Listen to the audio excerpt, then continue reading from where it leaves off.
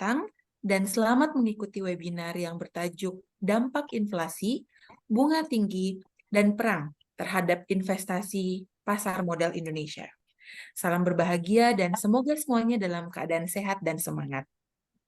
Bapak Ibu, malam ini kita akan mengikuti webinar yang merupakan kegiatan yang diselenggarakan oleh Asosiasi Manajemen AMA Indonesia dengan host dari AMA Makassar dan akan menghadirkan, di sini sudah ada bersama kita, narasumber yang sangat profesional di bidangnya, yaitu Bapak Rudianto, Direktur Panin Asset Management, dan juga akan dimoderatori oleh Bapak Niko Steven Wijaya, founder Dapat Klien ID. Perkenalkan, saya Dwi Alveriskiani, selaku Sekretaris Jenderal AMA Cabang Makassar, yang akan menjadi MC hari ini. Nah, Bapak Ibu sekalian, saya akan membacakan rundown hari ini terlebih dahulu. Yang pertama, pembukaan dari MC, lalu menyanyikan lagu Indonesia Raya, diikuti dengan Mars AMA Indonesia, lalu nanti ada sambutan dari BPP AMA Indonesia, lalu juga nanti akan ada sambutan dari BPC AMA Makassar, penyampaian materi, tanya jawab, dan foto bersama. Nah, Bapak Ibu sekalian, marilah kita memulai acara ini dengan bersama-sama berdoa sesuai dengan keyakinan masing-masing. Doa dimulai.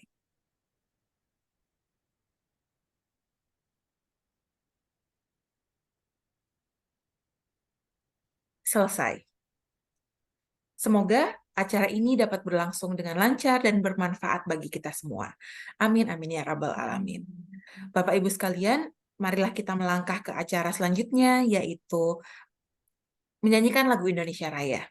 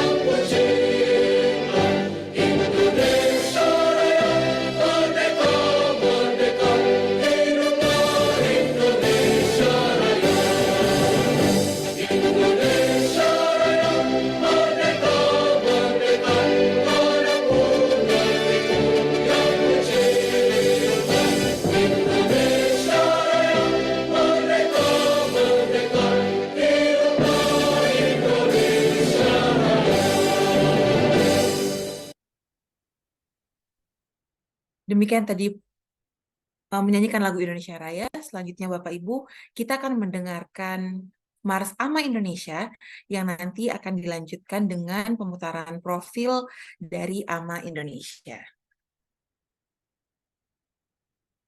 Mohon tunggu sebentar.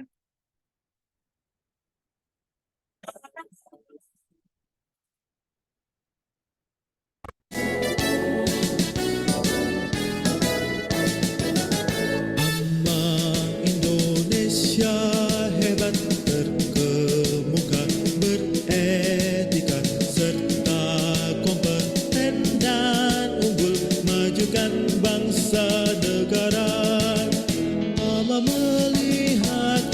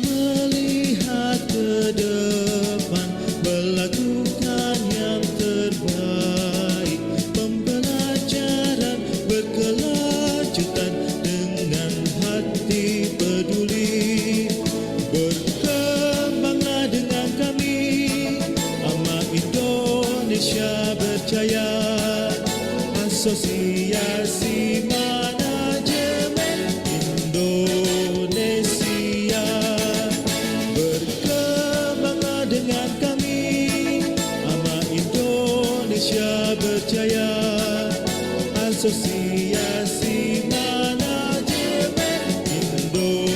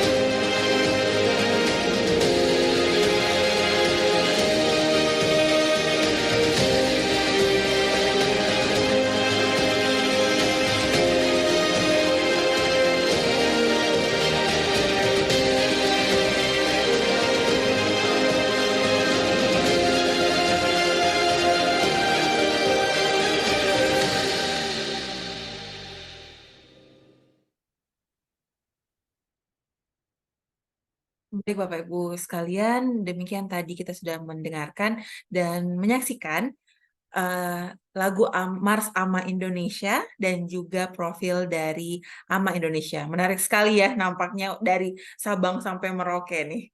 Baik, nah mari kita menuju ke acara selanjutnya yaitu sambutan dari Ketua Harian AMA Indonesia. Kepada Bapak Dr. Syandi Wahyudi, kami persilahkan. Ya, selamat malam Bapak Ibu semua. Assalamualaikum ya warahmatullahi wabarakatuh. Salam sejahtera buat kita semua. Om Swastiastu. Namo Buddhaya, salam kebajikan. Shalom Bapak Ibu. Ini adalah event pertama nasional setelah kita kemarin Rakornas Bapak Ibu ya, Rakornas ke-20 di Surabaya. Buat Bapak Ibu yang mungkin baru pertama kali mengenal Asosiasi Manajemen Indonesia, selamat datang malam hari ini. Terima kasih AMA Makassar telah menjadi host ya, bersedia, dan Pak Siandi tentunya yang mensupport selalu ya kegiatan-kegiatan rutin kita. Saya mewakilkan Bapak Alex Denny, Bapak Ibu, ya Ketua Umum dari Asosiasi Manajemen. Setelah Bapak Ibu lihat bersama tadi sekilas profil ya, bahwa AMA ada di 14 kota, dan kita sejak 1989 terus berkomitmen Bapak Ibu 34 tahun ini mempunyai 3 misi yang sejak awal didirikan dan sampai sekarang punya misi yang sama, yaitu membangun profesionalisme di bidang manajemen, kemudian juga membangun jejaring networking ya Bapak Ibu dengan rekan-rekan semua yang malam hari ini juga kalau bisa kita juga saling berkenalan, dan tentunya menggalang rasa persahabatan dan kekeluargaan di antara setiap para member yang ada. Nah, jadi Bapak Ibu, selamat datang buat Bapak Ibu yang saat ini mungkin ingin mengenal AMA lebih dekat di kota masing-masing ya, bisa cek di website di AMA Indonesia atau di Instagram di AMA Indonesia Official. Bapak Ibu bisa ditanya di sana untuk siapa sekretariat di kota masing-masing. Sedemikian Bapak Ibu juga bisa bergabung di Asosiasi Manajemen. Selamat datang buat Pak Oto sebagai member baru ya di AMA Makassar. Beliau mengenal AMA, cerita awal adalah hadir ke Surabaya, waktu itu kita ada leadership summit ya Pak Oto, kemudian sempat bertanya ke tim, loh di Makassar ada juga ya AMA, kemudian kita sampaikan ke Bu Ana langsung, dan akhirnya Pak Oto juga menjadi keluarga besar AMA Indonesia.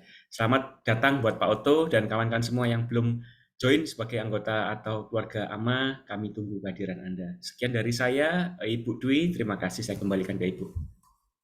Baik, terima kasih banyak Pak Sandi atas sambutannya.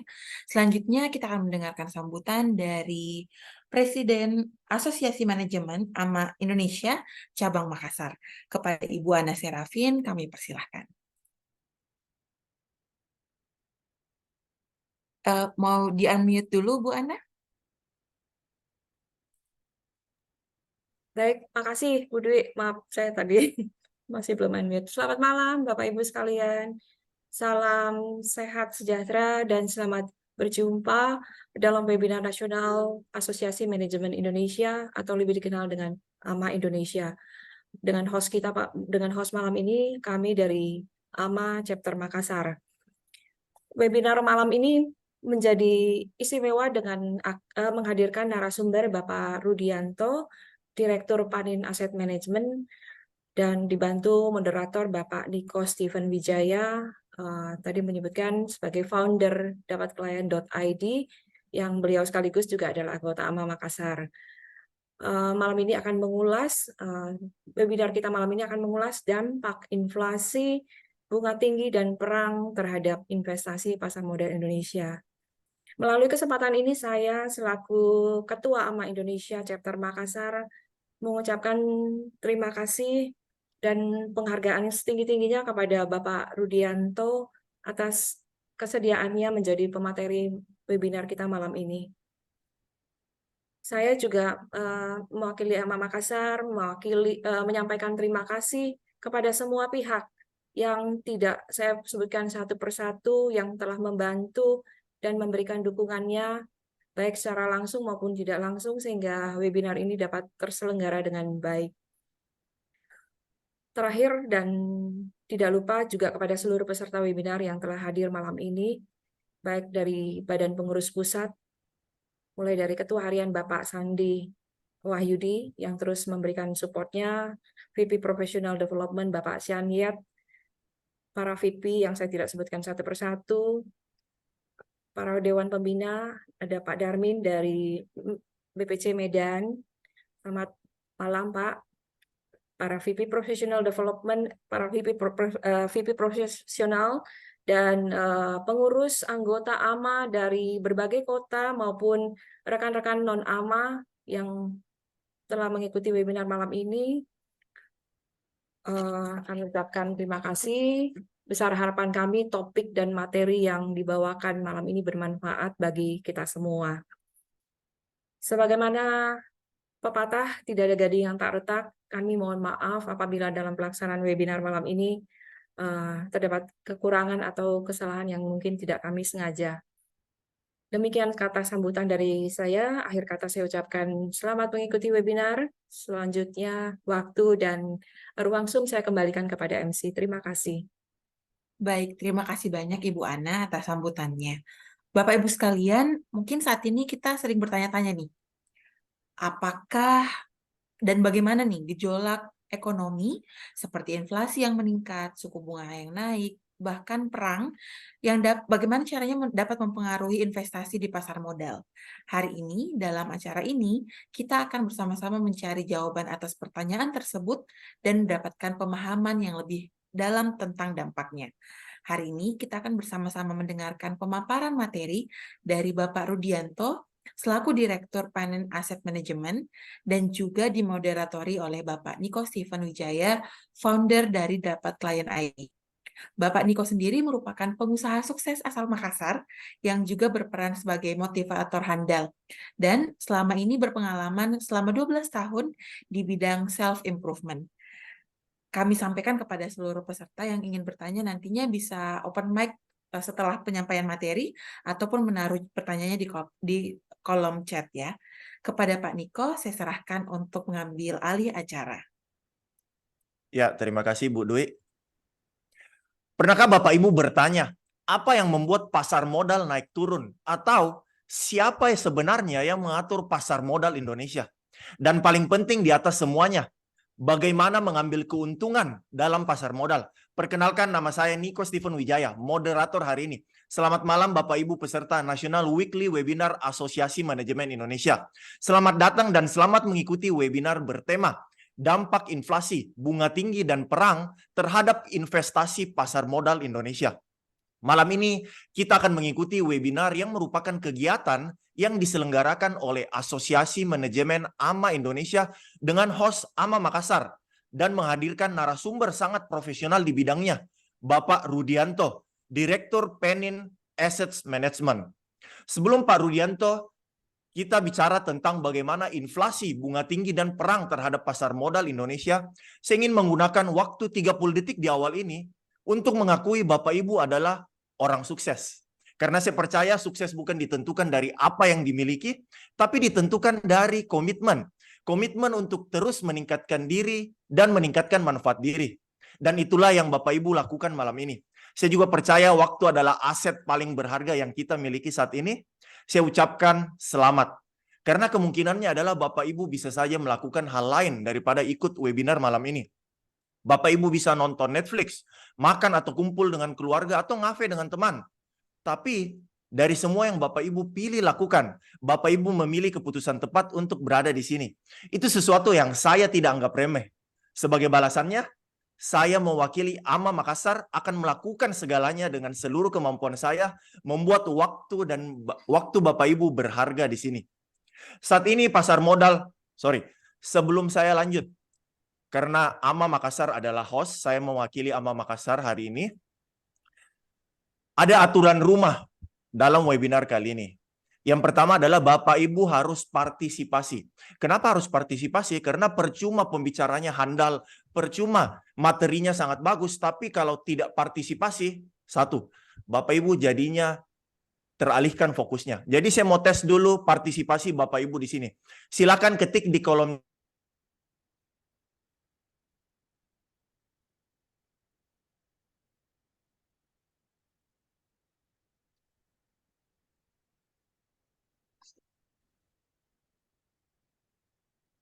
Saya tes partisipasi pertama Bapak Ibu. Silakan ketik di kolom chat jelas jika suara saya terdengar dengan jelas.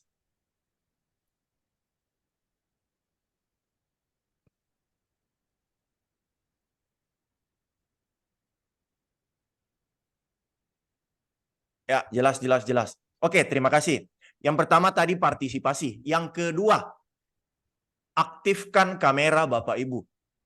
Sebelum diaktifkan, pastikan Bapak Ibu pakai bajunya ya. Aktifkan kamera Bapak Ibu. Kenapa? Karena kebanyakan orang ikut webinar, orang ikut Zoom, tidak aktifkan kamera. Apa yang mereka lakukan? Main handphone, nonton Netflix, bicara, atau mungkin ML. Saya tidak ingin itu terjadi pada webinar hari ini. Jadi saya ingin Bapak Ibu yang di sini, Bu Dwi, pesertanya ada 340 orang, tapi yang aktif hanya 7 orang. Jadi silakan Bapak Ibu aktifkan kameranya supaya bisa lebih interaktif dalam webinar kali ini. Silakan.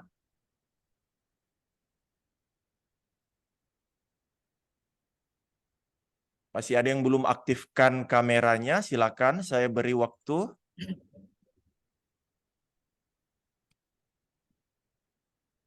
Oke, terima kasih Pak Joni, Bu Fong Ing, Pak Ade Makmur, Pak Rizky Supriyadi, terima kasih Pak Yanto. Baik, terima kasih. Saat ini pasar modal Indonesia dan ekonomi global sedang menghadapi tantangan signifikan, meliputi perubahan tingkat inflasi, bunga tinggi, serta perang di beberapa wilayah dunia. Semua elemen ini memiliki dampak kuat pada investasi di pasar modal, dan hari ini kita akan mengupasnya secara dalam. Dalam dunia yang terus berubah, pemahaman tentang dampak inflasi, bunga tinggi, dan perang terhadap investasi pasar modal Indonesia sangat penting. Itu bukan hanya relevan bagi investor, tapi juga bagi semua orang yang terlibat dalam ekonomi. Jadi mari kita sama-sama menjelajahi topik ini dan melihat bagaimana kita dapat menghadapi tantangan ini dengan bijak. Hari ini kita akan bersama-sama mendengarkan pemaparan materi dari Bapak Rudianto, Direktur Penin Asset Management.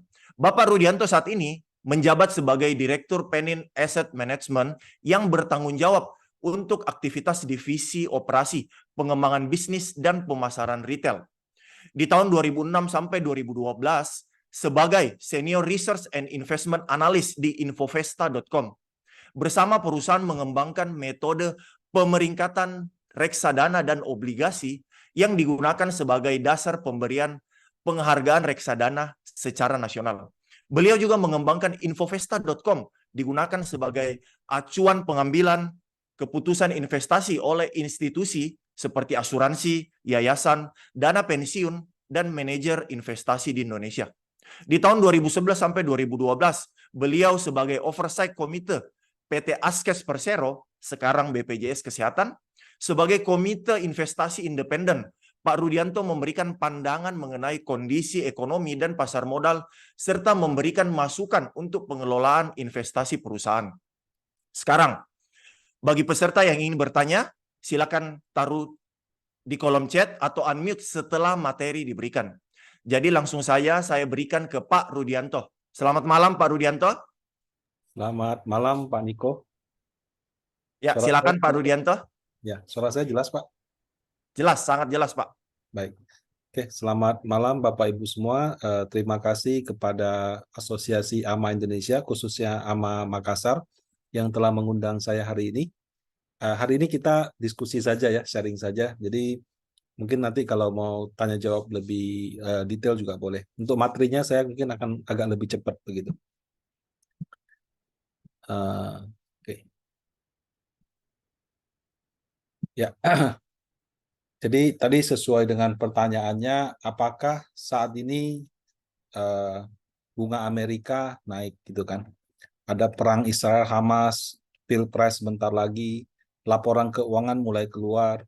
Orang bilang akhir tahun ada window dressing. Nah, sebetulnya kondisinya sekarang seperti apa? Apakah ini saatnya market sudah mau rally atau jangan-jangan mau turun banyak atau sekarang lebih banyak wait and see gitu ya?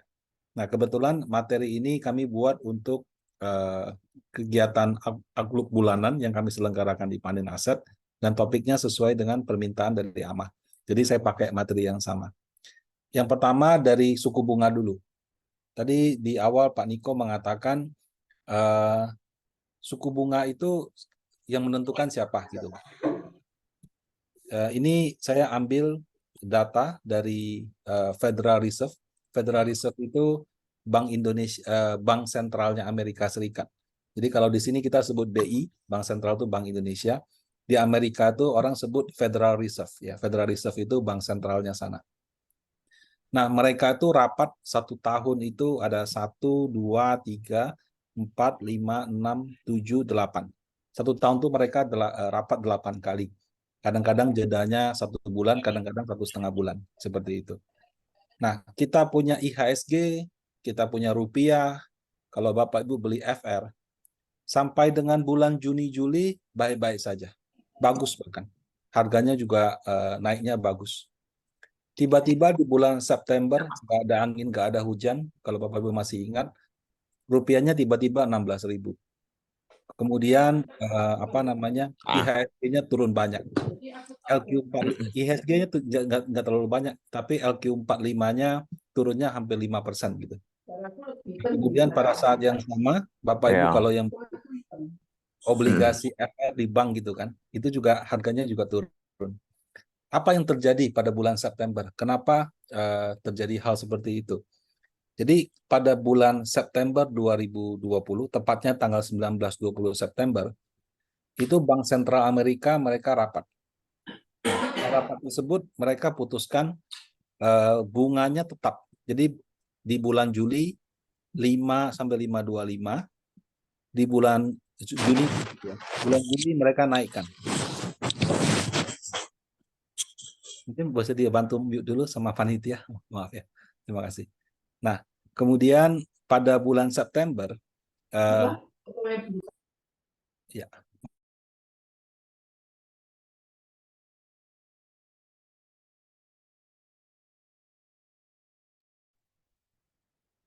Pak, oke, ya udah, thank you, terima kasih. Ya, jadi pada bulan Juni mereka bunganya 5,525, di bulan Juli mereka naikkan. Tapi waktu bulan Juli bunga Amerika naik nggak ada yang luar biasa. IHSG-nya baik-baik saja. Harga FR masih naik segala macam masih oke.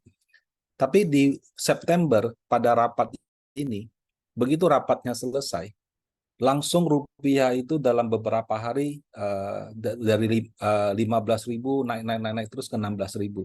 IHSG-nya turun, harga obligasinya turun. Itu berlanjut sampai dengan Oktober. Ya, jadi dalam 1 bulan itu berubah total. Apa yang membuat dia berubah total? Bukannya bunganya nggak jadi naik. Rupanya pada saat rapat tanggal 19-20 September ini, dia katakan bunga tidak naik. Tapi dia tambahkan kalimat, bulan November mungkin mau naik. Kata bulan November mungkin mau naik itu bikin membuat kehebohan gitu. Kenapa? Karena orang menganggap bunga ini sudah yang paling tinggi. Nggak bisa lebih tinggi lagi. Tiba-tiba dikasih tahu masih bisa naik 1 kali. Orang tidak prediksi. Nah, itu menyebabkan nilai dolarnya menguat. Dolarnya menguat membuat rupiah ke 16.000.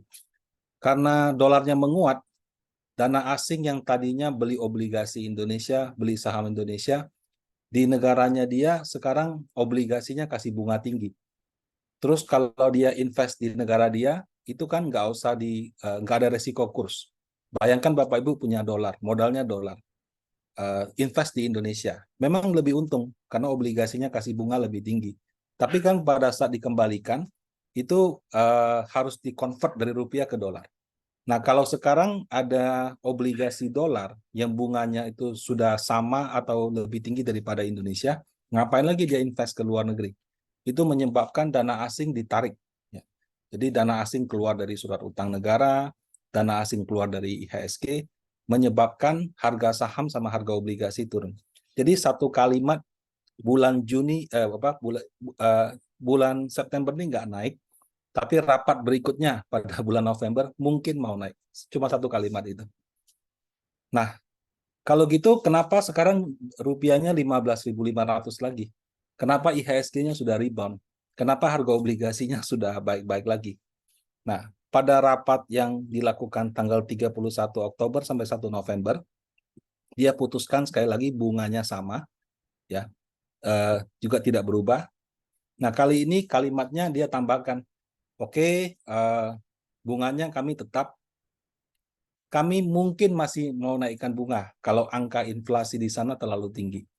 Nah, jadi dia nggak seagresif dulu. Kalau di bulan September, waktu dia bilang bunganya tetap, tapi dia gertak, dia bilang sama market, kalian jangan cepat senang ya, saya mungkin mau naikin bunga lagi kalau inflasi saya nggak turun-turun. Nah, 1 kalimat itu bikin orang ketakutan. Di bulan November ini, kalimatnya dia tetap kasih nada seperti itu, tapi jauh lebih soft gitu. Kenapa? Karena ya inflasinya semakin turun. Kemudian beberapa data ekonomi yang dia inginkan itu sudah sesuai gitu. Nah, jadi memang kalau dilihat kondisi seperti sekarang, pernyataan yang keluar dari Bank Sentral Amerika itu akan mempengaruhi market menurut saya paling tidak sampai dengan Maret tahun depan. Nah, mungkin Bapak Ibu pernah dengar istilah higher for longer. Ya, higher for longer itu artinya apa sih? Artinya bunga dia masih akan naik lebih tinggi, kemudian bertahan lebih lama. Nah, yang bikin orang khawatir, bikin orang dana asing keluar itu adalah orang nggak tahu higher-nya sampai seberapa tinggi. Apakah ini sudah yang paling tinggi atau bisa lebih tinggi daripada ini? Selama orang nggak tahu paling tingginya di berapa, orang akan terus berspekulasi. Jadi kalimat-kalimat yang keluar dari rapat ini akan mempengaruhi apakah dalam hal yang positif atau dalam hal yang negatif gitu. Nah, tapi kalau dia sudah bilang oke, tertingginya sudah di sini, selanjutnya longer ya. Nah, untuk itu pengaruh daripada bank sentral menurut saya ke market sudah akan berkurang dan lama-lama tidak ada lagi. Ya, jadi higher for longer, yang orang takut itu higher-nya. Sampai seberapa high suku bunga dia akan naik. Tapi kalau suku bunga dia sudah di titik tertinggi, selanjutnya longer. Nah, kalau longer menurut saya orang sudah nggak khawatir lagi dengan itu. Jadi orang akan beralih pada hal yang lain. Nah, yang jadi masalah sekarang orang nggak tahu high-nya di berapa. Untuk itu rapat tanggal 12-13 Desember tahun ini, 30 Januari, 31 Januari tahun depan, dan mungkin Maret di sini, baru kira-kira kelihatan ini tertingginya di berapa gitu. Nah, jadi kalau ditanya sampai kapan indeks akan bergejolak, rupiah akan bergejolak, menurut saya mungkin akan sampai di sini. Karena tergantung rapatnya apa. Tapi begitu dia bilang, oke, kita sudah cukup naiknya, selanjutnya kita tunggu kapan mau diturunkan. Nah, kalau dia sudah ngomong seperti itu, rasa-rasanya marketnya sudah tidak begitu memperhatikan lagi hasil rapatnya seperti apa. Itu higher-nya. Terus berikutnya pertanyaan lagi, Pak. Kalau dia sudah higher, kan berikutnya longer gitu kan. How long? Sampai kapan bunganya akan bertahan tinggi? Nah, kami membuat penelitian dengan menggunakan data inflasi sama data suku bunga Amerika dari tahun 2005 sampai dengan 2023. Jadi kalau yang ini adalah angka inflasinya, kalau yang ini adalah dia punya suku bunga. Nah, kalau teorinya ya, kalau kita belajar buku ekonomi ya, yang namanya suku bunga itu supposed to be di atas inflasi. Jadi kalau misalnya inflasinya 2%, bunganya 3%. Inflasinya 3%, ya bunganya 4%. Tapi di Amerika tidak selalu begitu, Bapak Ibu. Ada kalanya benar sesuai teori, inflasinya di sini, suku bunganya di sini. Tapi dalam kondisi tertentu, ya, tertentunya contoh kayak 2008, ada subprime mortgage. Waktu itu ada perusahaan besar di Amerika bangkrut tutup. Gara-garanya kasih kredit ke KPR, KPR-nya gagal bayar, perusahaan asuransi yang menjamin juga ikutan gagal bayar, akhirnya perusahaan besar kolaps. Kolapsnya itu membuat guncangan besar pada ekonomi Amerika. Nah, apa yang terjadi pada waktu itu?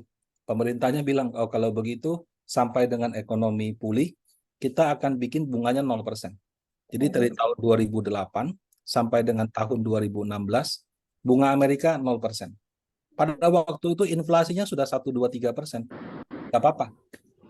Ya, jadi dia lebih mementingkan pertumbuhan ekonomi daripada orang bilang teorinya bunga itu harusnya di atas inflasi. Nah, kemudian ekonominya sudah mulai sembuh.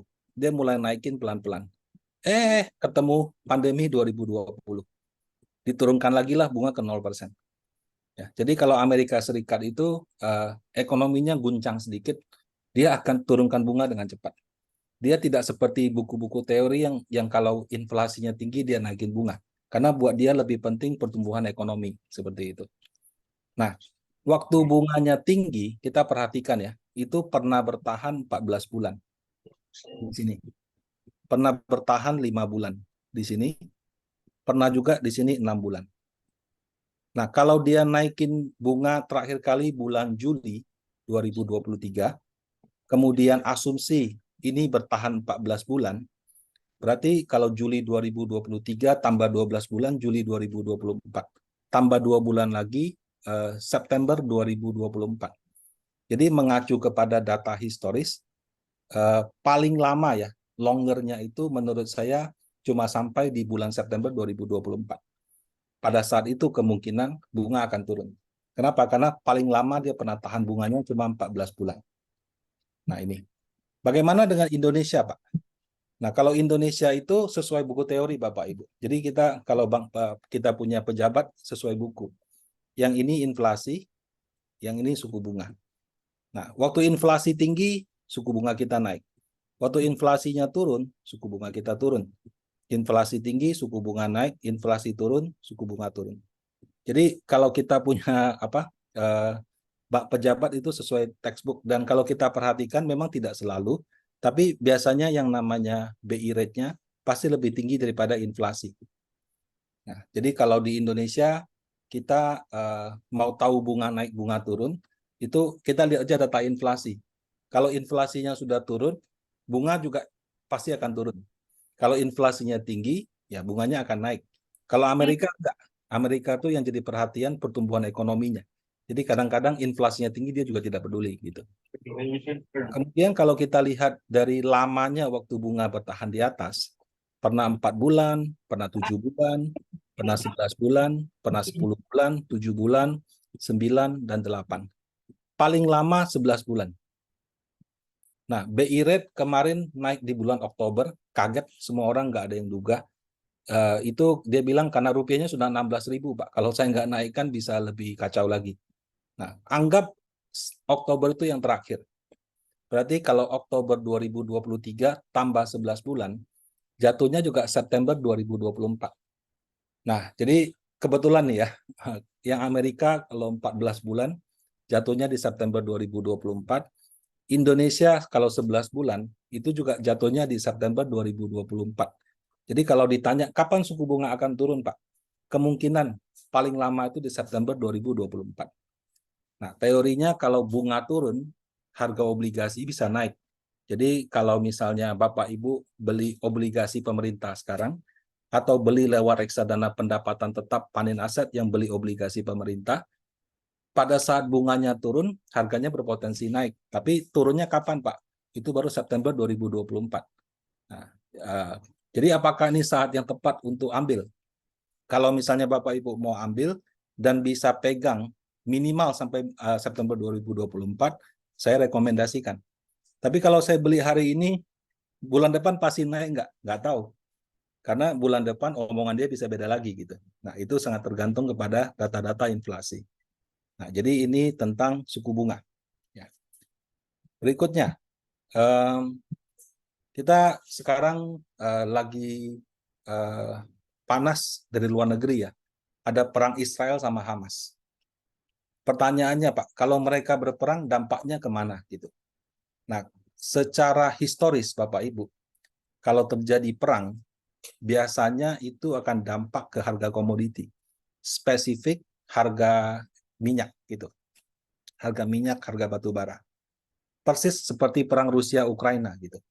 Nah, kalau gitu, apa yang membedakan perang Rusia-Ukraina dengan perang Israel-Hamas? Kalau Rusia-Ukraina itu terus terang efeknya sangat besar sekali. Kenapa? Rusia itu penghasil minyak terbesar ketiga di dunia. Nomor 1 Amerika Serikat, nomor 2 itu Arab Saudi, nomor 3 itu Rusia. Kemudian Rusia juga penghasil batu bara yang besar di dunia. Nah, jadi kalau waktu dia perang, ya kan dia perang lawan Ukraina. Negara-negara Eropa berpihak pada Ukraina. Terus karena sentimen kayak sekarang, orang bilang mau boikot-boikot.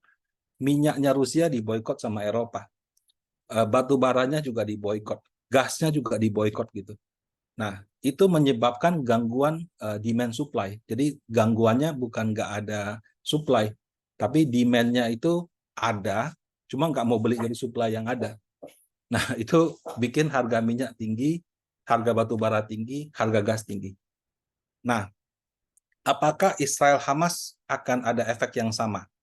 Ada, tapi sangat kecil. Kenapa? Karena Palestina sama Israel itu bukan penghasil minyak, bukan penghasil gas juga. Jadi efek dia kalau kena ke harga minyak, kalaupun ada, sifatnya hanya sentimen. Nah, sekarang pertanyaannya, sentimennya sampai seberapa jauh? Nah, saya baca artikel di Bloomberg, saya kutip di sini, mereka membuat 3 skenario. Skenario pertama, kalau perangnya itu hanya confined war gitu. Confined itu berarti ada serangan darat ke Gaza sudah terjadi. Kemudian agak meluas tapi terbatas ke regionalnya sudah terjadi juga. Sama Iran menurunkan dia punya produksi minyak. Ini saya nggak tahu. Nah, kalau skenario confined war, itu harga minyak akan naik $4 per barel. Sebagai informasi, waktu Hamas menyerang Israel tanggal 7 Oktober, yang membuat semua ini jadi eskalasi itu, harga minyak di 84. Jadi kalau dia bilang terjadinya skenario ini, berarti harga minyak 84 tambah 4, 88. Skenario kedua, proxy war. Ya, proxy war itu perangnya nggak cuma di Gaza, ya, sampai di West Bank. West Bank itu kalau kita baca koran Indonesia tulisnya tepi barat, ya, Lebanon, Syria gitu. Terus Timur Tengahnya agak tidak stabil seperti itu. Kalau terjadi proxy war, berarti harga minyak dia perkirakan naik $8. Nah, kalau direct war itu yang skenario terburuk. Di mana kalau di direct war itu yang berperang sudah bukan Israel dan Palestina saja, Tapi Israel dengan Iran. Kenapa? Karena Iran ini backingnya si siapa? Backingnya si Palestina. Nah, kenapa kalau Iran berperang masalahnya jadi besar? Karena Iran itu salah satu masuk dalam 10 besar produsen minyak dunia. Jadi Iran tuh ada, dia masuk top 10 gitu. Jadi nggak sebesar Rusia, tapi cukup besar. Sehingga kalau sampai nanti Iran kena ban atau apa lagi, itu akan ada gangguan supply. Nah, di sini minyak bisa naik sampai $64 plus 64 ya. Berarti kalau sekarang 84 tambah 64 $140-an. Waktu harga minyak di atas $100, Bapak Ibu, Pertalite naik. Jadi kemarin Pertalite kenapa naik? Karena harga minyak di atas 100, subsidinya sudah nggak cukup gitu. Jadi kalau sampai terjadi skenario nomor 3, itu akan bikin harga Pertalite terpaksa harus naik. BBM isi Pertamax atau isi Shell juga harganya akan naik. Nah, saat ini ada di mana, Pak? Saat ini ada di nomor 2. Kalau baca berita itu sudah sampai di sini. Kan dia cuma nggak sebatas Gaza, tepi barat juga ada serangan bom, Lebanon, Syria juga ada. Bahkan kalau kita baca Yaman dia tembakkan rudal ke sana seperti itu. Nah, tapi apakah akan sampai nomor 3? Nah, kalau untuk ini dengan segala pro dan kontra kita harus terima kasih sama Amerika. Kenapa? Karena pada saat ini mulai panas, si Amerika langsung kirim kapal perangnya sama kapal perang terbesar di dunia yang dipunyai oleh Amerika, diparkir dekat situ. Message-nya sederhana, negara lain tak usah ikut campur saya tembak. Gitu. Jadi dia menghindari eskalasi ke level 3. Nah, sehingga kalaupun terjadi situasi terburuk, harga minyak harusnya 84 plus 8 sampai dengan $90-an saja. Nah, itu 3 skenario yang dia buat. Nah, pertanyaannya, skenario dia benar nggak? Nah, kalau kita lihat, ini harga minyak Brent, ya. Waktu konflik di sekitar sini, 84. Sempat ke 92. Sekarang turun lagi ke 79, gitu. Jadi sempat harganya naik ke 92. Waduh, saya pikir waktu itu, waduh ini masalah lagi nih. Karena kalau harga minyak naik, inflasi susah turun. Inflasi susah turun, Amerika bisa naikin bunga lagi gitu. Nah, untungnya setelah di 90-an, tidak lama jatuh ke 80. 80 ini harga yang bagus gitu. Nah, pertanyaannya kenapa harga minyaknya jatuh? Kalau dugaan saya, kelihatannya perang dari 2 itu tertahan cuma di skenario 2. Ya, jadi nggak sampai di skenario 3.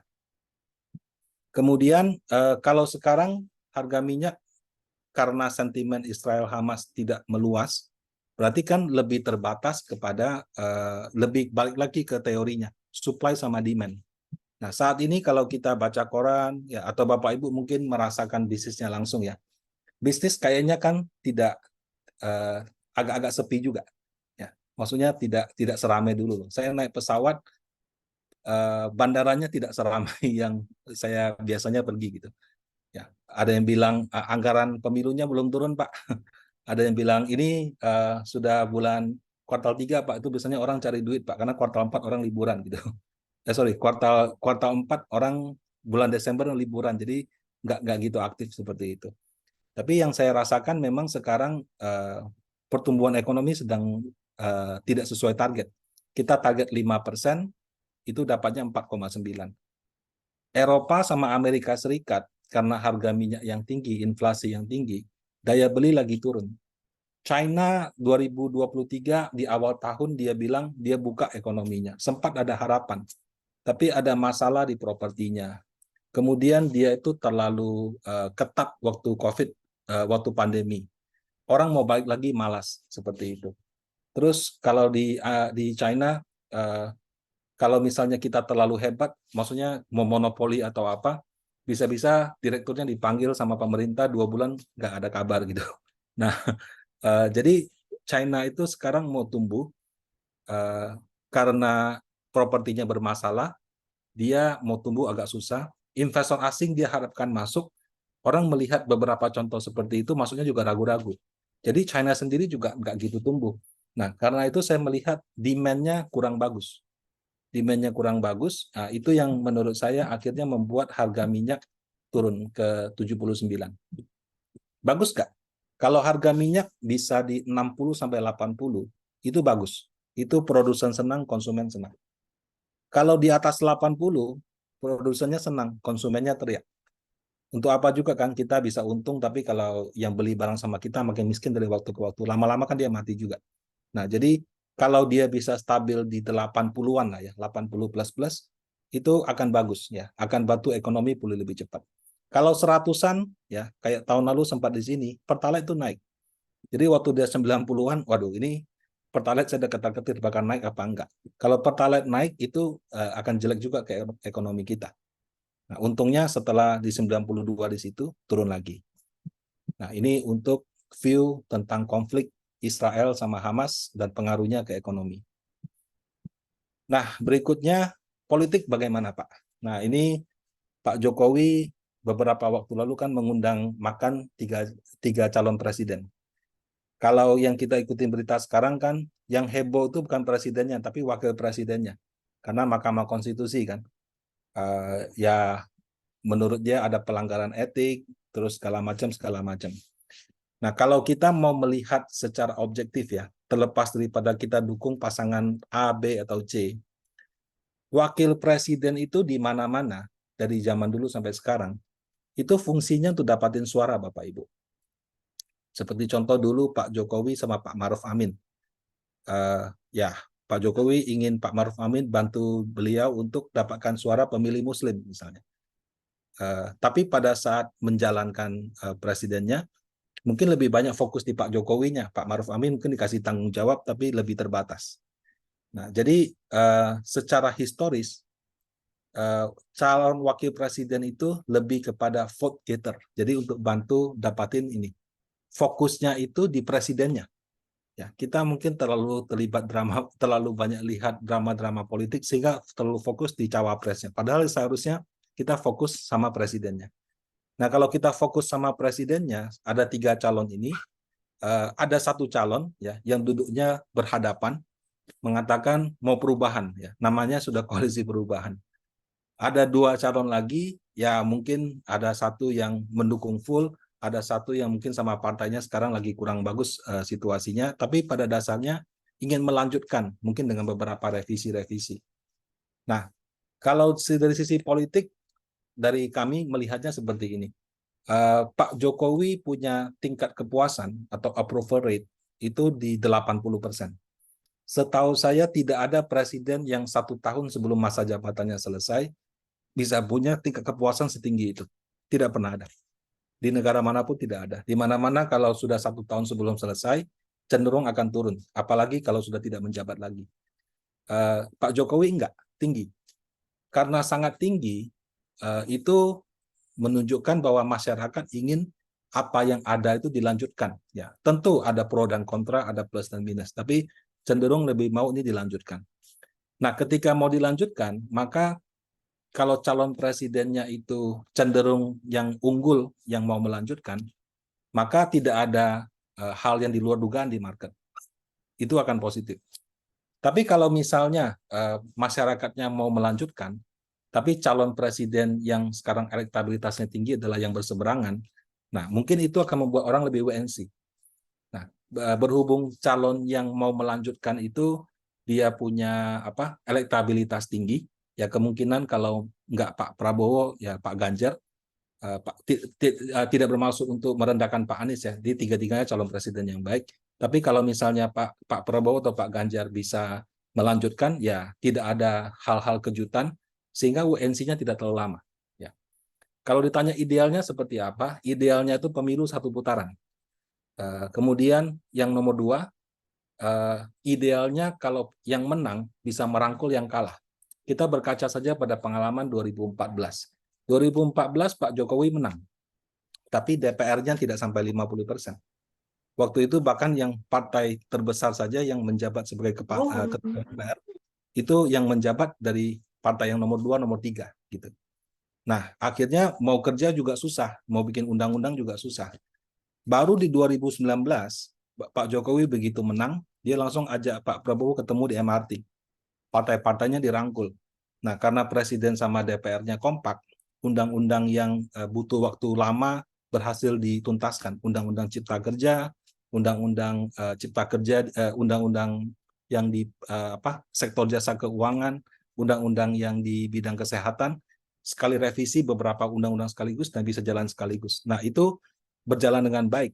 Pandemi semua negara susah. Indonesia dipuji berhasil melewati pandemi dengan baik gitu. Kita tidak lockdown parah seperti China, tapi pada saat yang sama ekonomi kita tumbuh. Kemudian ketika booming komoditi berakhir di tahun 2022, harga minyak batu bara sudah nggak tinggi, kita berhasil hilirisasi di 2023. Jadi kalau pemerintah sama DPR-nya kompak, bisa maju. Nah, untuk itu calon presiden atau presiden yang menang nanti diharapkan juga begitu. Bisa merangkul yang kalah. Kenapa? Karena nggak ada partai yang 50%. Paling tinggi cuma 20%. Jadi kalau misalnya terlalu tidak mau merangkul sama yang lain, sekalipun dia menang juga nggak akan efektif. Gitu. Jadi kalau harapannya adalah pemilunya satu putaran, yang menang bisa merangkul yang kalah. Nah, dan kalau bisa lebih baik lagi adalah melanjutkan.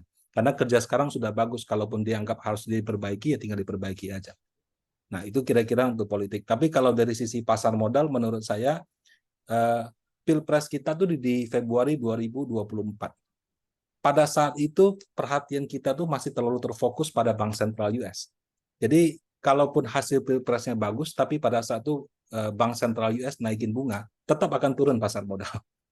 Hasil Pilpresnya kurang bagus, tapi suku bunga turun, IHSG juga akan rebound. Ya. Jadi kebetulan momentum Pilpres ini berdekatan sama pasar masih was-was bunga mau naik atau mau turun. Dan porsinya orang lebih perhatian pada itu. Nah, itu kira-kira view kami untuk yang politik. Nah, terakhir mungkin lebih ke laporan keuangan. Laporan keuangan kami sudah kumpulkan ya, dari ada kira-kira 92 perusahaan. Dari 92 perusahaan ini kami bagi LQ45 sama non-LQ. Kebetulan dari LQ45 baru terkumpul 29. Nah, ini kami lihat omset sama laba bersih. Barang baku, ini logam-logam, turun dia punya omset. Labanya naik tipis. Konsumen primer, omsetnya naik 1%, labanya naik 45. Biasanya kalau seperti ini bukan karena penjualan bagus, tapi ada efisiensi. Energi, harga batu bara, harga gas sudah turun, harga minyak sudah turun. Jadi dia punya omset turun 13, labanya turun 43. Ya. Infrastruktur seperti ini. Ya, yang luar biasa ini cuma 4 bank, ya. BRI, BCA, Mandiri sama BNI. Omsetnya naik 14, ininya naik 20. Kalau bank di luar 4 bank besar sama keuangan itu malah minus. Minusnya kenapa? Karena ada Saratoga. Saratoga itu sudah kayak investment company. Dia isinya itu saham-saham perusahaan TBK. Tahun 2022 sahamnya naik tinggi, labanya besar. 2023 harga sahamnya jatuh. Dari untung langsung jadi minus. Jadi kadang-kadang ada Saratoga itu bikin data jadi kacau sih. Kalau kita mau lihat tuh harus keluarkan Saratoga. Ya, jadi dari positif jadi negatif. Teknologi ada Goto sama Bukalapak. Ya, Gotonya sudah berkurang ruginya tapi masih rugi 10 triliun. Nah, itu yang bikin ini. Nah, kalau dari 29 perusahaan LQ45, omsetnya naik 1%, labanya naik malah minus 0,27. Berarti kan terus terang tidak terlalu positif. Nah, kalau kita lihat lagi yang non-LQ ya. Non-LQ juga kurang lebih sama. Dan kalau kita lihat yang totalnya aja, jadi 92 perusahaan, omsetnya naik 0,5%, labanya malah turun 5%. Jadi hasil laporan keuangan di 2023 sampai September ini terus terang kurang bagus. Kenapa? Omsetnya secara nasional tidak naik tinggi. Ya, minimal naiknya menurut saya 2 kali inflasi gitu. Tapi kalau inflasi, ya, idealnya itu di atas 10% seperti itu. Tapi kalau nggak bisa di atas 10%, berarti daya beli masyarakat masih kurang. Sudah begitu, labanya juga masih turun gitu. Nah, jadi kalau ditanya apakah ekonomi kita di 2023 oke, dari laporan keuangan menurut saya masih kurang gitu. Ya. Kenapa ya? Mungkin harga komoditi tidak lagi tinggi kayak tahun lalu. Kita kan harga batu bara bagus, harga sawit bagus, orang daerah belanja. Nah, begitu harga sawit batu bara normal, belanja, tapi tidak sebanyak dulu. Hilirisasi katanya kan sangat sukses, betul. Tapi lebih terbatas ke sektor tertentu kan. Mungkin tidak dirasakan oleh semua sektor seperti itu. Ya, jadi secara nasional saya lihat ini. Plus ya banyak pengusaha yang saya ketemu juga mengeluh, Pak, anggaran pemilu belum turun, Pak. Biasanya orang sudah beli pulpen, sudah beli kertas, sudah beli ini, beli itu, belum turun gitu. Nah, ya mungkin orang juga masih lihat cawapresnya nggak tahu masih bisa ganti apa enggak gitu. Makanya mungkin anggarannya belum turun. Tapi mudah-mudahan kalau misalnya sudah ditetapkan oleh KPU, anggaran pemerintah bisa turun, konsumsinya bisa naik. Ya, tapi berharapnya mungkin di kuartal 4 atau kuartal 1 tahun depan. Ya, jadi secara umum, laporan keuangan tidak terlalu bagus. Yang bagus hanya bank aja. Bank itu pun spesifik 4 bank besar. Di luar itu biasa aja gitu, bahkan banyak yang turun. Nah, terus lemahnya daya beli juga kelihatan dari angka inflasi. Ya. Inflasi kita tuh pemerintah targetkan 3%. Inflasi kita di bulan Oktober 2,56. Terus ada inflasi inti 1,9. Inflasi rendah memang bagus Bapak Ibu, tapi nggak bisa terlalu rendah. Minimal itu di 3%. Kalau misalnya di bawah 3%, artinya nggak ada daya beli. Karena nggak ada daya beli tadi tercermin kan. Kinerja laporan keuangan perusahaan juga nggak bagus-bagus amat seperti itu. Ya, jadi kalau orang bilang sekarang lesu, ya, karena tercermin dari angka inflasi yang rendah. Kalau gitu kenapa kemarin sempat inflasi 5%, Pak? Itu karena Pertalite naik, Bapak Ibu. Jadi kalau inflasi tinggi karena Pertalite naik, itu bukan karena daya beli membaik, karena harga bensinnya mahal. Orang berarti akan terpaksa bongkar tabungan lebih banyak. Itu juga tidak sehat. Jadi inflasi itu bagusnya di 3%-an. Nah, kalau di bawah daya beli kurang, kalau di atas bukan karena harga Pertalite naik itu bagus. Tapi kalau karena harga Pertalite naik itu juga kurang begitu bagus. Nah, dari semua itu kalau saya boleh ringkas, perkiraan Panin Asset Management ya, dengan harapan bahwa Bank Sentral akan lebih omongannya yang lebih soft, dia nggak kasih pernyataan yang keras lagi. Mudah-mudahan akhir tahun ini rupiah kita di kisaran 15 sampai 15.5.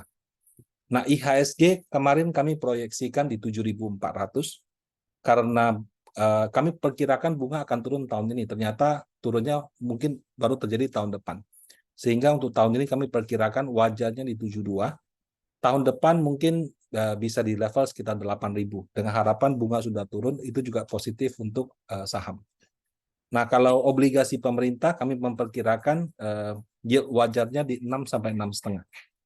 Kemarin waktu bunga Amerika dia kasih pernyataan yang agak tinggi, itu sempat ke 7%.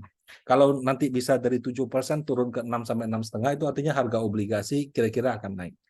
Nah, jadi kira-kira seperti ini gambaran untuk kondisi pasar modal di 2023 ini karena pengaruh-pengaruh dari faktor luar. Nah, kurang lebih seperti ini Bapak Ibu. Selanjutnya saya kembalikan ke MC. Terima kasih. Ya. Silakan Pak Niko. Oke, terima kasih Pak Rudianto. Bapak Ibu, jika ada yang mau bertanya, silakan ketik di kolom chat. Saya lihat ada pertanyaan, ada 2 pertanyaan. Yang pertama dari Pak Ade Makmur. Menurut yang saya dengar, ekonomi Amerika sudah mau ambruk karena utang yang sudah terlalu tinggi dan cetak uang terus. Bagaimana pandangan Pak Rudi dan kira-kira pengaruhnya mata uang dan ekonomi ke Indonesia itu bagaimana? Oke, kalau Amerika tuh lain sendiri. Jadi kalau kita bilang obligasi FR bisa gagal bayar nggak? Dengan sangat percaya diri saya akan bilang tidak.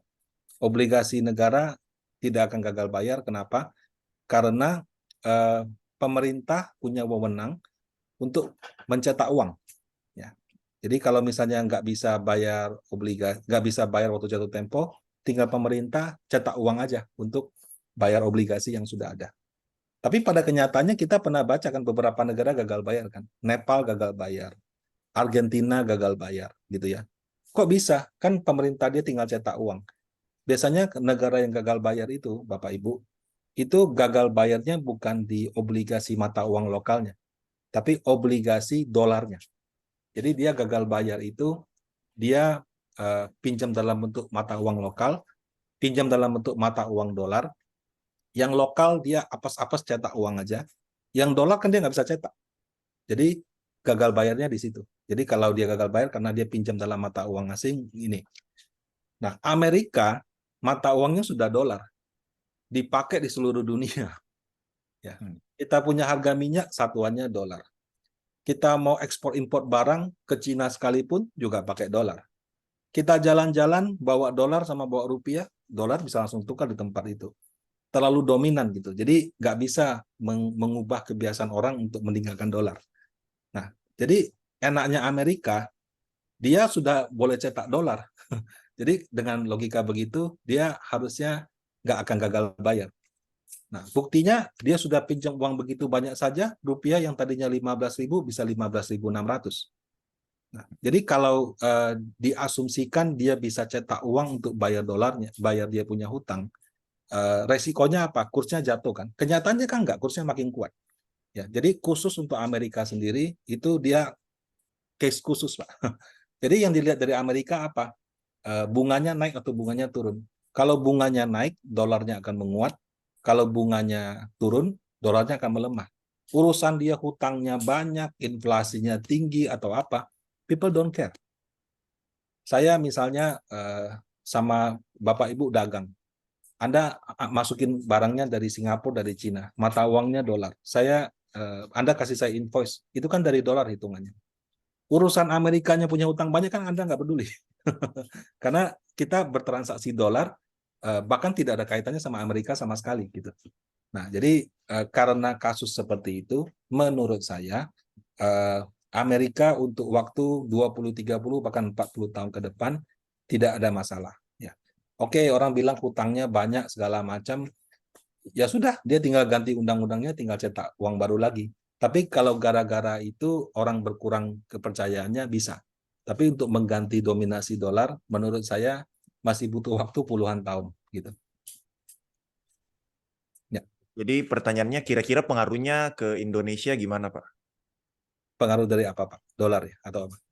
Dari ya dolarnya. Ya kalau dolarnya tinggi, kita akan lebih banyak dirugikan. Kenapa? Karena kita punya bensin, kita tuh eksportir batu bara, kita eksportir kelapa sawit. Jadi kalau pemerintah mau harga minyak goreng murah, bisa. Kenapa? Karena kita surplus minyak goreng. Tapi kalau mau jual pertalite murah, susah. Kenapa? Karena kita punya produksi minyak 500-600 ribu, kita punya impor minyak satu hari itu 1.500.000. Jadi kita nggak bisa produksi minyak untuk kita sendiri. Apa-apa kita masih impor. Kita impor, kan hitungannya dolar. Kalau dolarnya 15.000, kita impor minyak dengan 15.000. Dolarnya 15.600, kita bayarnya lebih mahal gitu. Jadi kalau makin tinggi dolar, kita akan makin besar subsidi untuk apa? Subsidi untuk pertalite dan lain-lain. Itu tidak bagus untuk kita. Nah, jadi kalau ditanya kalau dolar tinggi bagus nggak? Untuk Indonesia lebih banyak jeleknya. Kenapa? Karena kita bayar bensin, pemerintah harus subsidi lebih banyak, dan banyak barang dari kita itu masih impor gitu. Jadi akan menyebabkan imported inflation. Artinya kita beli barang karena kursnya dolar jadi lebih mahal. Ya. Menguntungkan bagi eksportir, betul. Tapi secara umum memang sekarang kita surplus sih. Jadi ekspor impor lebih surplus, lebih banyak ekspor. Tapi itu terkonsentrasi di hilirisasi. Sektor-sektor yang lain mungkin enggak gitu loh. Nah, itu yang saya lihat kalau kursnya tinggi merugikan. Tapi kalau kursnya bisa stabil di 15.000 sampai 15.500 ya harusnya masih oke. Oke, baik. Terima kasih Pak Rudi. Semoga menjawab untuk Pak Ade Makmur. Pertanyaan kedua dari Pak Sandi. Dalam konteks global, bagaimana inflasi di satu negara dapat berdampak pada ekonomi negara-negara lainnya? Kalau ini cuma satu, inflasinya Amerika saja. Inflasinya Singapura, inflasinya Turki, inflasinya Eropa kita tidak peduli. Yang kita peduli hanya inflasi Amerika. Kenapa? Karena bank sentral itu menentukan bunga naik, bunga turun itu berdasarkan inflasi. Kalau begitu, bunga Amerika naik kalau inflasi dia tinggi gitu. Nah, begitu bunga Amerika naik, dolar menguat, kacau kita semua. Begitu inflasi Amerika terkendali, rendah, bunganya turun atau nggak naik-naik lagi, dolarnya stabil, happy kita semua. Nah, jadi kalau dalam tingkatan yang lebih besar, menurut saya perhatiannya cukup ke Amerika Serikat. Inflasi China, inflasi Eropa, nggak terlalu jadi perhatian. Yang orang perhatikan tetap di Amerika. Baik, terima kasih Pak Rudi. Semoga menjawab untuk Pak Sandi ya. Kemudian dari Pak Ketut, katanya boleh share materinya. Boleh, nanti saya share PDF-nya. Lewat Pak Darmin boleh ya? Nanti saya kirim ke Pak Darmin. Baik, terima kasih. Ada pertanyaan dari Pak Ketut. Selamat malam Pak Rudianto, dengan keadaan sekarang. Sebagai investor di bursa apa sarannya buat kita? Dengan keadaan sekarang, sebagai investor di bursa, apa sarannya buat kita? Wait atau tambah koleksi? Ya, Atau sektor apa yang cocok di koleksi sekarang? baik. Kalau ditanya ke kami, kan tadi prediksinya suku bunga kalau turun itu paling lambat September 2024. Karena dari waktu kan. Kalau teorinya kalau bunganya turun, berarti harga obligasi akan naik. Nah, kalau begitu Anda bisa memanfaatkan peluang ini dengan berinvestasi di obligasi pemerintah langsung, misalnya beli FR di bank, atau bisa lewat reksadana pendapatan tetap yang belinya FR. Nah, kalau di Panin Aset, kami punya 4 reksadana fixed income. Ada namanya Gebiar Indonesia 2, 100% ke obligasi pemerintah. Ada namanya PDUP 2. Dia obligasi pemerintahnya 40-70%. Ada Berkala yang setiap bulan ada bagi hasil. Obligasi pemerintahnya 30-50. Kemudian ada Panin Dana Utama, obligasi pemerintahnya 10-30. Jadi yang membedakan apa?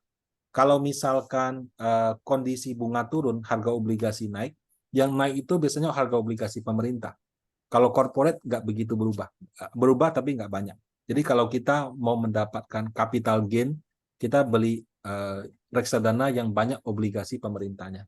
Tapi kalau kita mau kestabilan, kita mau ada bagi hasilnya, nah mungkin lebih baik membeli reksadana yang lebih banyak obligasi korporasinya. Nah, kemudian namanya kondisi kan bisa berubah. September rapat The Fed, wah rupiah 16.000. November rapat The Fed, rupiahnya baik lagi ke 15.500. Bisa berubah dengan cepat. Nah, dia kenapa berubah dengan cepat? Karena orang masih ragu bunganya naik lagi atau sudah selesai. Nah, jadi kalau begitu akan bagus kalau bunganya sudah pasti nggak naik lagi dan sudah mulai turun. Jadi kalau Anda beli reksadana pendapatan tetap, itu harus bisa pegang minimal sampai September 2024, lebih bagus lagi 2 tahun ke depan. Gitu. Jadi nggak cuma beli apa, bisa nggak kita tahan sampai selama itu. Tapi kalau kita beli berharap bulan depan naik, saya juga susah rekomen apa.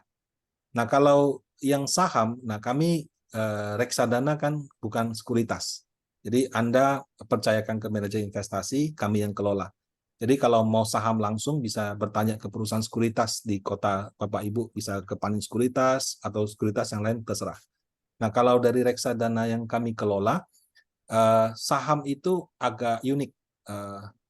Dia bisa naik turun karena 1001 hal. Hari ini karena suku bunga, besok karena hilirisasi, besok lagi karena apa, ceritanya berbeda dari waktu ke waktu. Cuma kuncinya adalah di timing. Kalau Bapak Ibu mau masuk reksadana saham, belinya tuh pas lagi semua orang lagi stres, sudah mau cut loss segala macam. Kalau kita belinya pas lagi naik suka nyangkut soalnya. Jadi kalau untuk reksadana bukan saham ya, bukan sektor apa yang bagus, tapi masuklah ketika orang sedang lagi down-downnya, lagi jelek-jeleknya. Sama bisa nggak kita pegang untuk 1-2 tahun ke depan. Dan karena pasar modal sangat volatile, kalau sudah untung perlu profit taking. Nah, jadi jangan dibiarkan kelamaan karena kadang-kadang sudah naik kita nggak ambil, tahu-tahu sudah turun lagi. Ya, jadi kalau untuk reksadana saham, menurut saya lebih ke timing yang harus diperhatikan. Seperti itu. Oke, terima kasih Pak Rudi. Semoga menjawab untuk Pak Ketut ya. Ya. Kemudian pertanyaan Berikutnya dari Pak Rizky Supriyadi. Terkait sektor real di Indonesia, kenapa daya beli di Indonesia terus turun? Kira-kira kapan ekonomi real di Indonesia akan naik lagi? Daya belinya seperti dulu. Kalau Indonesia, kalau yang di luar Jawa, kita itu kan dari kelapa sawit, dari mungkin batu bara ada tapi nggak banyak. Kelapa sawit sih. Kita kan banyak pertanian rakyat, perkebunan rakyat lah. Ya kalau harganya bagus, orang-orang kita sejahtera, dia beli mobil, beli rumah, beli ini, beli itu. Nah kalau dia beli ini, beli itu, ya ekonominya sampai Jawa juga akan bagus gitu. Nah kalau misalnya harganya turun terus, ya daya belinya berkurang. Tapi kalau saya lihat sekarang, harga komoditi turun, tapi masih untung. Cuma nggak untung besar kayak tahun lalu. Jadi kalaupun orang tidak belanja lebih banyak, ya mungkin karena cuannya nggak kayak dulu, tapi masih cuan, Bapak Ibu, masih untung. Nah, kalau ditanya daya belinya bagaimana, ya kita kan juga mengandalkan ekspor kan, segala macam. Kalau ditanya kapan kita akan baik ya, agak susah sih ya, karena kita bicara juga kalau untuk tahun ini dan tahun depan, kalau misalnya pemerintah menggelontorkan anggaran untuk apa namanya, untuk pemilu, mungkin ada daya beli juga gitu. Kalau ditanya kapan akan pulih, itu terus terang pertanyaan yang sulit sih. Karena sektor kelas menengah bawah sama menengah atas beda. Kalau kelas menengah bawah, pemerintah kasih bantuan BLT, kasih apa, naik. Kalau kelas menengah atas itu ke confidence, ya. Kalau dia lihat ekonomi nggak stabil, dia punya uang, nanti dulu deh, jangan spend sekarang gitu. Kalau dia lihat bisnis bagus, ekonomi bagus, dia berani spending gitu. Jadi kalau kelas menengah atas itu lihat situasi ekonomi. Nah, mungkin banyak dari kita yang menengah atas melihat mau pemilu ada ketidakpastian. Tahan dulu deh, tunggu presidennya siapa gitu. Ada masalah di US, ada masalah di China. Kita jangan agresif dulu deh gitu. Jadi tapi begitu confidence mereka pulih, ya spendingnya akan naik gitu. Nah, yang menggerakkan ekonomi itu suka tidak suka belanja kelas menengah atas. Kalau belanja kelas menengah bawah itu nggak terlalu menggerakkan ekonomi. Ya. Kita beli satu rumah harga yang misalnya anggap ya kelas atas ya, yang harganya 5-6 M dengan beli rumah rakyat yang 200-300 juta, satu kali transaksi dengan 20 kali transaksi kan sudah beda kan. Ya gitu. Jadi kelas menengah atas ini tergantung confidence, Pak. Jadi kalau situasinya lebih bagus, mereka sudah berani berbelanja, ya itu akan baik. Nah, saat ini mungkin politik, mungkin kondisi luar negeri membuat mereka lebih WNC. Itu aja sih, Pak. Baik, terima kasih Pak Rudi atas jawabannya. Semoga menjawab dari pertanyaan dari Pak Rizky. Kemudian, itu materi saya sudah kirim ke Pak Darmin. Boleh tolong Pak Darmin kirim ke panitia, Pak ya? Ada Pak Darmin atau Oke, saya? oke. Ya. Oke, nanti saya kirim ke panitia. Terima kasih Pak Rudi. Thank you. oke, terima kasih Pak Rudi ya. Nah. Kemudian pertanyaan berikutnya dari Pak atau Ibu Redmi 9A. Apakah teknologi, sektor dan startup boleh dicicil? Oke. Kalau di Amerika, ya perusahaan teknologi itu untungnya luar biasa besar, Bapak Ibu. Untungnya kita Indonesia ya, yang labanya paling besar itu BRI. BRI itu 9 bulan 43-44 T. Kalau kita bagi 9 kali 12, anggaplah 60 T. Ya, 60 T itu kalau kita dolarkan 4 miliar dolar. Apple, ya, dia punya laba itu 92 miliar. Jadi BRI yang paling hebat se-Indonesia itu 4, ya. Apple itu 92, 20 kali lipatnya BRI. Untungnya Microsoft, untungnya Google, ya mungkin sudah nggak beda-beda jauh sama Apple. Jadi perusahaan-perusahaan teknologi di luar negeri cuannya luar biasa besar, Pak. Nah, perusahaan teknologi di Indonesia, Pak, yang paling besar ya, kita ngomong Goto ya, belum untung, Pak. Ruginya masih banyak. Nah, kalau misalnya perusahaan ruginya masih banyak, harganya bisa naik itu bukan karena fundamental, tapi karena sentimen. Nah, jadi sentimen apa yang bisa bikin harga saham teknologi naik? Berharap bunga turun, Pak. Jadi teknologi itu kan lagi booming itu waktu tahun 2 tahun lalu, bunga Amerika 0%.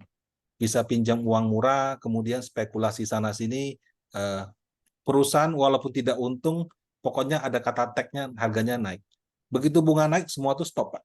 Ya. Jadi kalau berharap harga saham teknologi naik itu, berharap dia untung masih cukup lama. Jadi yang bisa bikin dia naik itu sentimennya berpihak kembali ke teknologi, yaitu pada saat bunga turun. Kalau bunga belum naik-naik, sentimennya juga nggak datang. Nah, bisa nggak dia harganya naik lagi? Ya, kalau kayak Shopee mungkin. Shopee di Singapura itu dia berhasil dari rugi jadi untung. Tapi yang dia lakukan luar biasa. Saya baca artikelnya ya. Direkturnya berjanji, bersumpah dia bilang, berjanji. Saya tidak akan gajian sebelum perusahaannya untung. Direktur Shopee waktu dia masih rugi ya. Terus dia lakukan penghematan luar biasa, Pak. Saya baca dia punya cara dia berhemat ya. Penerbangan semuanya kelas ekonomi, tidak ada kelas bisnis. Hotel di budget. Kalau dulu boleh tinggal bintang 5, bintang 4, sekarang satu kota uang jalan kalau nggak salah cuma 150 atau berapa. Pokoknya diturunkan. Tisu teh di kantor pakai Lipton, ini diganti pokoknya teh Twining atau teh diganti jadi teh murah. Bahkan sampai tisu toilet ya. Jadi kan kantor pusatnya di Singapura. Kalau di Indonesia kan kita punya WC kan pakai semprotan. Di sana itu kan pakai tisu. Tisu itu yang 2 lapis dia pakai yang 1 lapis. Saking penghematannya begitu serius, akhirnya setelah dilakukan terus-menerus dia berhasil untung. Jadi selain PHK yang kita dengar, Pak, mereka tuh benar-benar penghematannya di banyak sisi. Nah, di Indonesia saya tahu juga banyak PHK di situ. Tapi belum cukup banyak, Pak. Sehingga sampai dia untung, kita nggak tahu kapan. Nah, di tengah jalan muncullah TikTok ya, yang ditutup gitu kan. Tapi sebelum ditutup kan dia makan market share mereka. Jadi sektor teknologi itu persaingannya begitu brutal. Kamu turunkan harga sedikit, langsung pesaing datang. Sehingga kamu kalau mau menjaga market share itu harus terus-menerus bakar duit. Jadi itu sektor yang terus terang sangat sulit untuk cari untung. Dan kamu kalau baru bisa untung kalau lawan kamu mati gitu. Jadi nggak bisa kayak coexist gitu. Harus ambil market share yang lain. Nah, jadi kalau kita analisa dari sisi bisnis ya, itu kayak bisnis yang kalau bahasa ekonominya cutthroat gitu. Jadi harus sangat efisien, harus sangat at some point harus matikan kompetitor baru bisa untung. Nah, itu ya sekarang kan saham di bursa ada 900. Kenapa harus beli saham yang itu? Kenapa nggak pilih yang sudah untung kan? Bodoh-bodohnya kan kayak gitu. Ya. Tapi kalau mau beli tidak apa-apa, bukan berarti tidak ada harapan naik. Kalau memang dia berhasil turn around dari rugi jadi untung, bisa saja ada sentimen positif. Nah, itu tinggal seberapa ekstrim efisiensi yang bisa dia lakukan. Baik, terima kasih Pak Rudi jawabannya. Semoga menjawab dari pertanyaannya. Kemudian pertanyaan berikutnya dari Bu Ana.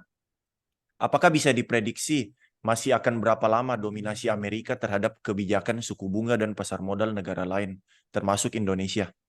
Mengingat kondisi ekonomi Amerika secara real sudah tidak bagus, sementara dominasi ekonomi Cina yang semakin kuat dan berusaha menggeser dominasi Amerika. Oke, kalau prediksi saya tidak tahu ya, bukan tidak bisa, tapi lebih tepatnya saya tidak ahli di situ. Cuman menurut saya dominasi dia itu mungkin kita sudah sampai anak cucu kita mungkin baru tahu siapa gitu. Karena Amerika Serikat mendominasi dunia itu karena mereka pemenang Perang Dunia Kedua. Ya, sebelum itu Perang Dunia ke-1 yang menang itu Inggris. Makanya pound sterling dulu ya waktu saya masih SD SMP kan katanya paling mahal. 1 pound 20.000 kan. Kenapa? Karena Perang Dunia ke-1 itu yang menang mereka. Pound sterling jadi mata uang dunia. Perang Dunia Kedua yang menang Amerika. Makanya mereka mendominan sampai sekarang. Jadi kalau nomor 3 gimana Pak? Harus ada Perang Dunia Ketiga terus yang menang lagi siapa baru tahu dia akan digantikan. Nah kalau dibilang China akan menggantikan, come on. Renminbi itu kalau kita kalau transfer mata uang asing, kalau itu kan kalau di bank kita harus mengisi Swift code gitu kan. Swift code itu kalau misalnya kita mau pakai untuk transfer mata uang asing, jadi dia nggak lewat BI. Kalau dolar tuh dia kirim ke Amerika baru itu. Makanya kalau transfer dolar tuh mahal sekali.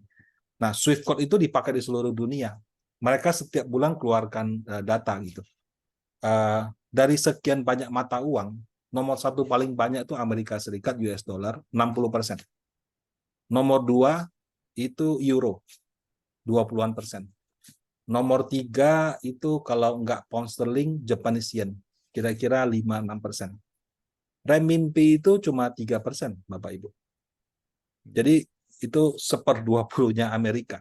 Transaksi transfer itu ini. Oh, kemarin katanya Arab Saudi mau jual minyak ke China pakai renminbi. Ya, itu antar negara. Kita yang berbisnis semuanya masih pakai dolar gitu. Jadi terlalu dominan untuk diganti gitu. Nah, dan apakah China disukai juga sama investor? Belum tentu. Bapak Ibu kan tahu, mungkin pernah dengar Alibaba Jack Ma kan, terkenal sekali kan. Begitu dia kritik pemerintah, bukan kritik lah, waktu dia mau IPO dia kritik pemerintah jangan terlalu gini dong, ini nggak berkembang, hilang langsung kan, IPO-nya cancel, orangnya hilang gitu. Yang terjadi sama Jack Ma itu masih lumayan, ada yang sampai dihukum mati. Ada yang korupsi ditangkap dihukum mati. Yang dihukum mati itu salah satu sekuritas terbesar di China gitu. Jadi di China itu benar-benar sosialis, komunis lah ya. Dalam artian kemakmuran bersama. Saya ingat ada satu kasus yang saya selalu suka bahas ya. Jadi kalau di Indonesia kan ada kayak ruang guru. Di China juga ada, bahkan jauh lebih besar. Nah, China kan punya masalah sekarang apa? Orang-orangnya nggak mau kawin, nggak mau punya anak. Jadi dia punya orang tua makin lama makin banyak, generasi mudanya nggak mau punya anak. Kenapa? Karena biaya hidup tinggi. Terus pemerintahnya survei, apa yang bikin biaya hidup tinggi? Oh, katanya sekolahnya murah, tapi lesnya mahal. Dia langsung keluarkan aturan, semua perusahaan swasta yang bikin jasa les harus non-profit. Bapak Ibu bisa bayangkan nggak, bikin les bagus-bagus, besar-besar, pemerintahnya bilang les harus nggak boleh ambil untung. Kenapa? Karena kalau kalian ambil untung, harganya mahal, orang anak muda di sana nggak mau nikah, nggak mau punya anak. Tutup langsung Pak, dia punya perusahaan kayak gitu, PHK karyawan. Jadi di sana itu kalau misalnya kemakmuran rakyatnya itu terpengaruh, itu dia bisa memerintahkan hal yang ekstrim begitu. Pebisnis mana mau Pak, begitu. Bapak untung banyak, tiba-tiba pemerintah suruh kamu tutup. Nah, terus masalah kesetaraan juga. Jadi dia punya sektor keuangan, itu kan gajinya tinggi-tinggi. Karena jaraknya makin jauh, orangnya komplain. Kok kita susah, mereka enak sekali. Terus pemerintahnya keluarkan aturan, pegawai BUMN di keuangan jangan hidup hedon gitu. Nggak boleh naik bisnis kelas, nggak boleh tinggal di hotel mahal, nggak boleh apa.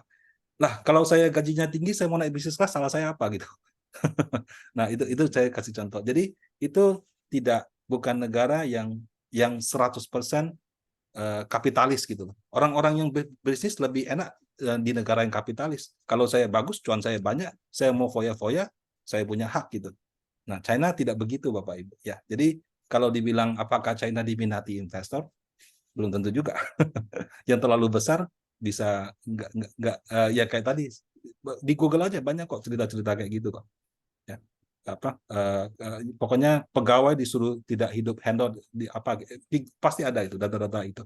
Nah, jadi menurut saya China kalau mau menggantikan Amerika masih jauh ceritanya. Kecuali sekarang ada perang dunia ketiga terus yang menang China. Nah, kalau enggak kayaknya enggak deh. Baik, terima kasih Pak Rudianto. Semoga bisa menjawab ya pertanyaan Bu Ana. Ini sudah tidak ada pertanyaan, jadi kita langsung close aja ya. Ya, silakan. Oke, terima kasih. Sebagai penutup acara ini, mari kita ingat beberapa poin utama yang telah kita bahas. Kita telah mendiskusikan dampak inflasi, bunga tinggi, dan perang terhadap investasi di pasar modal Indonesia. Kita telah melihat bagaimana faktor-faktor ini berinteraksi dan bagaimana mereka mempengaruhi portofolio investasi kita.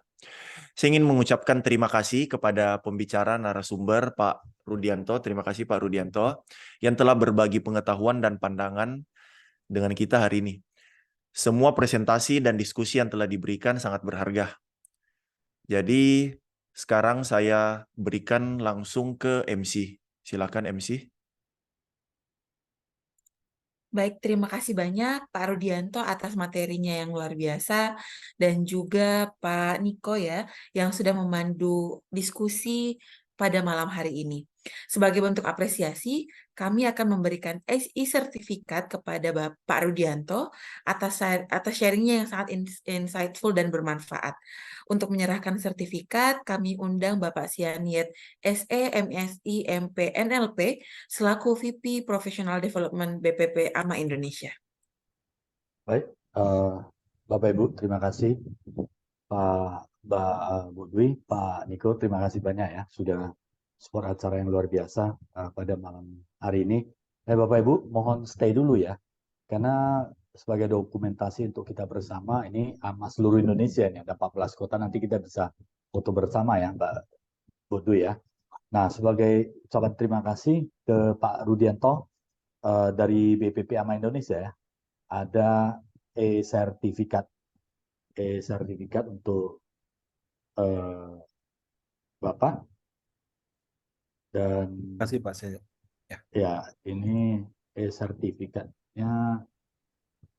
Oke, Pak Rudi dari BPP AMA Indonesia memberikan e-sertifikat, mau diterima ya Pak Rudi ya. Ya, terima kasih Pak. Terima kasih sudah support acara ini. Luar biasa, Pak Rudi adalah seorang yang sangat sangat pembelajar, risetnya banyak sekali. Dan Pak Rudi kalau tidak salah ada tulis 6 buku ya Pak ya, tentang reksadana dan pasar modal ya. Sudah 6 ya? Ya Pak, betul, sudah 6 sih. Sudah 6 ya. Bapak Ibu yang ingin melihat atau mengenal lebih banyak tulisan-tulisan pemikiran Pak Rudi, silakan cari di Pak Rudianto. Ada banyak buku yang beliau tulis khususnya di bidang pasar modal. Pak Rudi, sekali lagi terima kasih untuk sharingnya sangat bermanfaat. Thank you, Bapak Ibu semuanya. Ini nanti ada materi share-nya untuk Bapak Ibu. Silakan ya di kolom chat sudah ada, nanti tolong di download dari sana. Dan saya mengucapkan terima kasih juga Bu Ana ya yang luar biasa ada di sini acara webinar dengan full team dan members yang luar biasa dari AMA Makassar sehingga terselenggara dengan baik. Pak Ketut, Pak Rizky juga Ketua BPC juga ada yang hadir. Tadi saya melihat juga Pak Cornelis ya.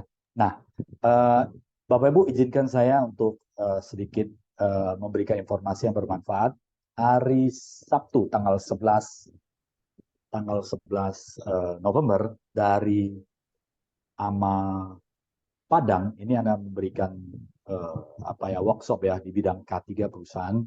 Bapak Ibu yang member AMA di seluruh Indonesia dapat join ya, hanya dengan nilai 50.000 dapat join dengan mengetahui dan mempelajari ya bagaimana kesehatan dan keselamatan kerja dengan narasumber Pak Narsirwan Chan, STMT IPM ASEAN Engineering.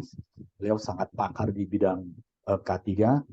Bapak Ibu silakan join. Kalau yang belum masuk AMA silakan masuk ya, karena AMA ini hadir di 14 kota yang bisa mensupport karir, bisnis dan profesional Bapak Ibu semuanya, dan kemudian memiliki jejaring yang sangat luar biasa, saling support ya. Bisnis dapat berkembang dengan sangat baik ke depannya. Dan kemudian tanggal saya sekaligus sampaikan tanggal 17 nanti dari AMA, maaf, tanggal 17 nanti ada acara yang diselenggarakan oleh AMA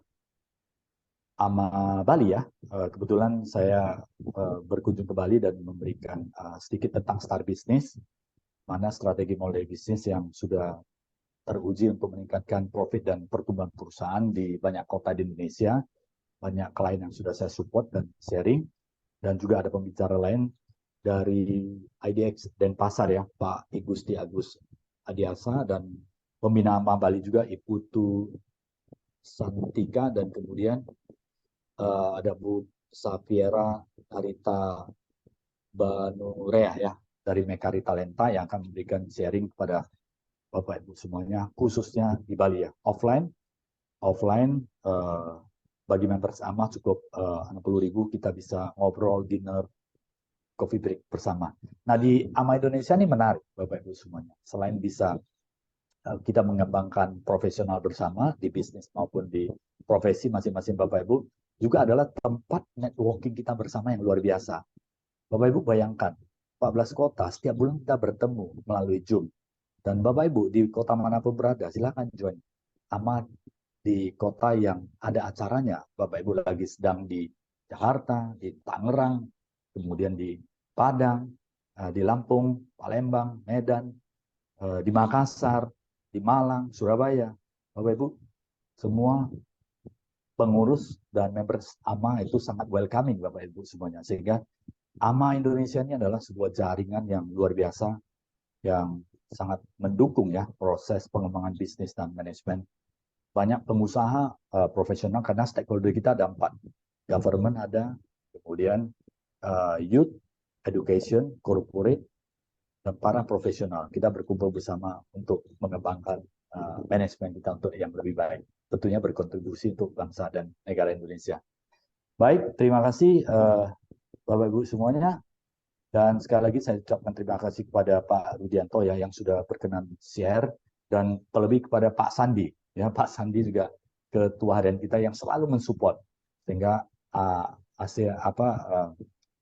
AMA Leadership Summit yang baru terlaksana dengan baik dengan dukungan yang luar biasa bersama Pak Sandi dan tim, termasuk juga AMA Surabaya Pak Rizky ya.